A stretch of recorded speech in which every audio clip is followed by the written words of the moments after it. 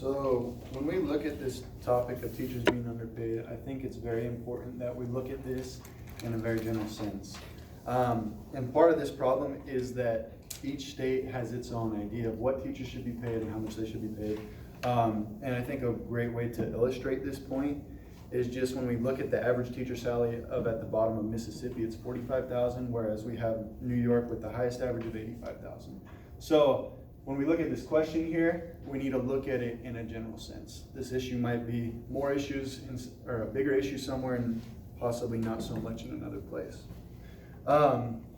So starting off, really, how do we determine what it means to be underpaid when there's no free market for teachers to even determine this? I really have no problem with people desiring to make the most money they can. I don't criticize athletes or anybody like that for making millions of dollars. I think that's great. But that's because I have a choice as to whether or not I want to watch the basketball game, attend the game, things like that. We have a choice, and the market is what determines how much these people are paid. Whether somebody has an individual and a child in a school or not, he or she is still going to have to pay the tax dollars to fund the education, to pay the teachers. And so what this does is it creates a monopoly for the government for paying teachers. This would mean that there's really no market to even compare what a teacher should be paid. If we were to base it off things like cost of living, things like that, then we should be fine. If we base it off that stuff and we look to the facts, right now we have 35 out of 50 states are paying their teachers the average of cost of living or better. And we look at the national average of what a teacher's paid, it's $60,000 per year. So it kind of goes back to what Landry already talked about. People don't really understand how much on average teachers are being paid. So, and that number right there only it takes into account the salary as well. We can't forget the very generous pensions, insurance, and then other benefits such as working 9 months out of the school year, or out of the year. Number two, some argue that we need to pay our teachers more money to have better teachers. And more pay spent on education doesn't necessarily always mean that there is going to be better education.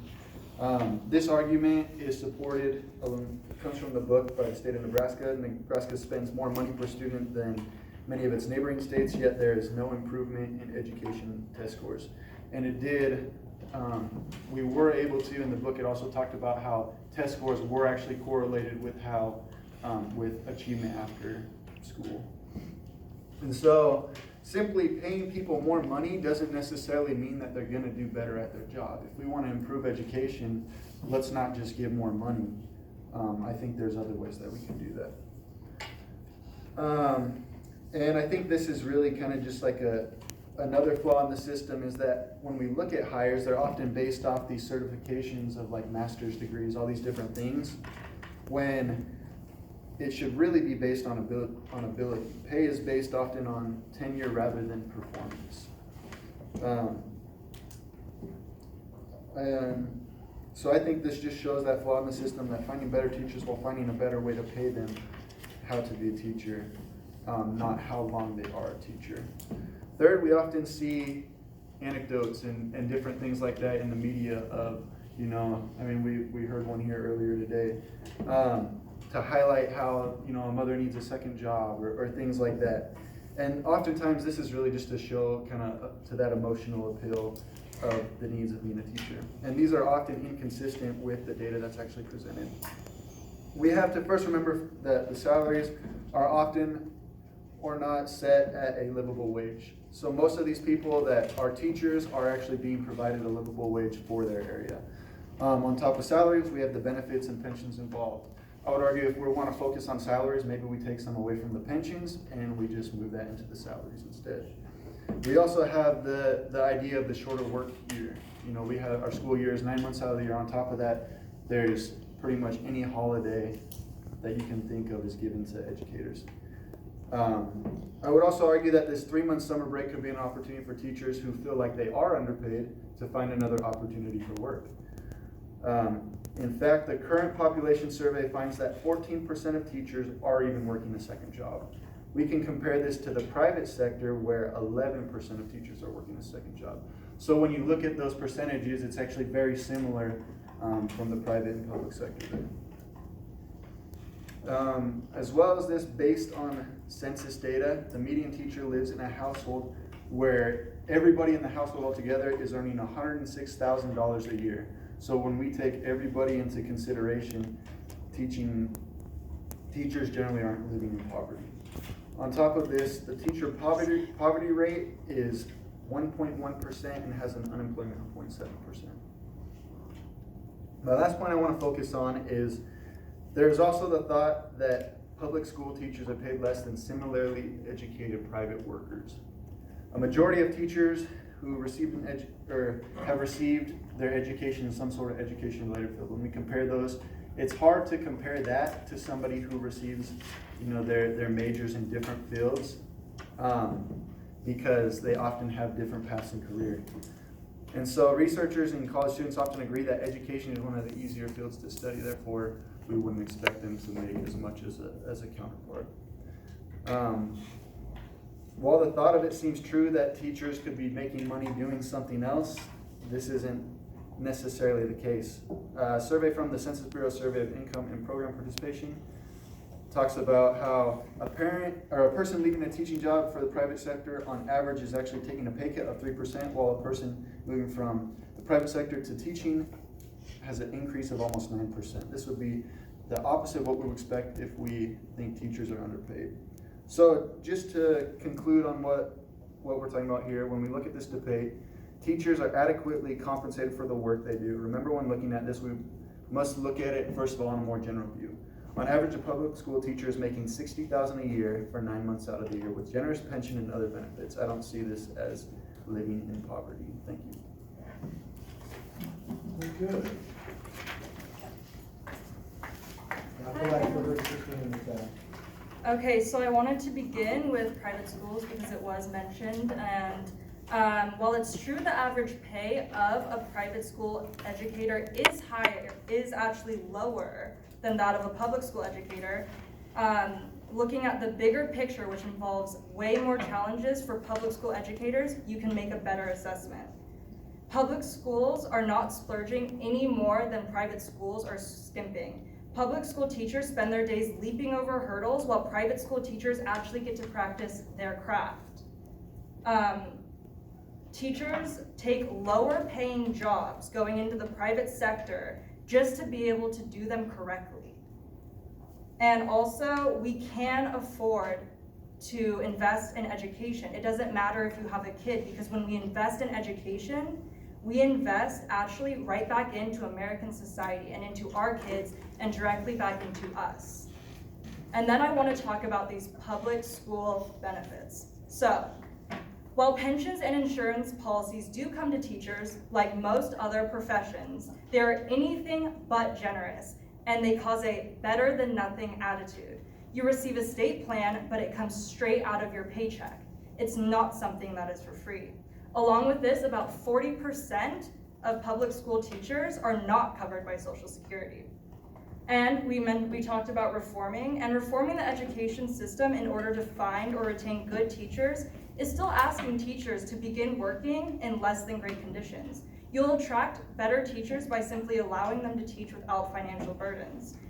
And it's true, teachers don't choose their career based on the amazing salary.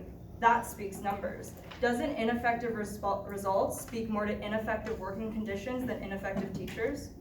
Let's also tap into this myth that teachers only work 6 to 7 hours a day. While teachers are only clocked in for 6 to 7 hours a day, they perform numerous tasks outside of the classroom, such as grading papers, revising their classroom plans, or before and after school bus duties. Along with this, I would also like to point out that even though teachers get summers off, teachers spend summers working second jobs, teaching summer school classes, or taking their certification renewals. This contrasts to employees of private schools who receive training on company time at the company's expense.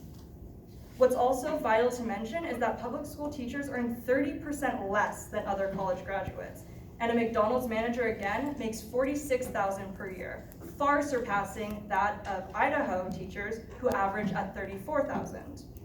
And teaching is not easy. Not anyone can do it, and it's not made for everyone. It requires certifications like any other professional degree. And like we've established, it takes dedication to teaching and a willingness to take on all challenges that come with joining the public sector. It's undeniable public school teachers are underpaid, even when it's constrained to a zoomed-in look at the bigger picture. Good. Okay, May, finish it up. Colin should be a motivational speaker.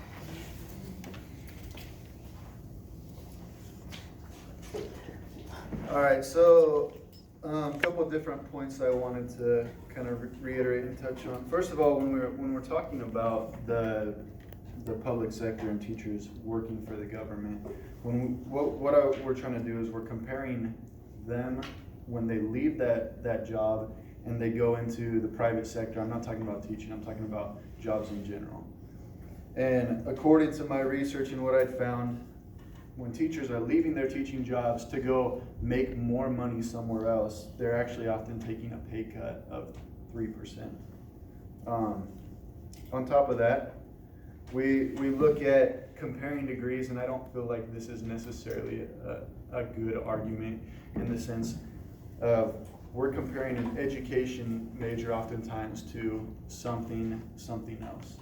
And like I said before, college educators as well as college students or researchers and college students often see these education majors as doing very well in school because they're often easier classes that they're taking. On top of that, we look at the work year. Our school teachers are working 9 months out of the school year, and she made the argument as far as like summer work and things like that. You got to think that when we have a national average of $60,000 a year, and then you still have 3 months out of the year where you can go make more money, then that $60,000 becomes a lot better. On top of that, as far as benefits and stuff like that, the benefits that these teachers receive, they might take time to get to, depending on how long they're there. However, those benefits are often really good.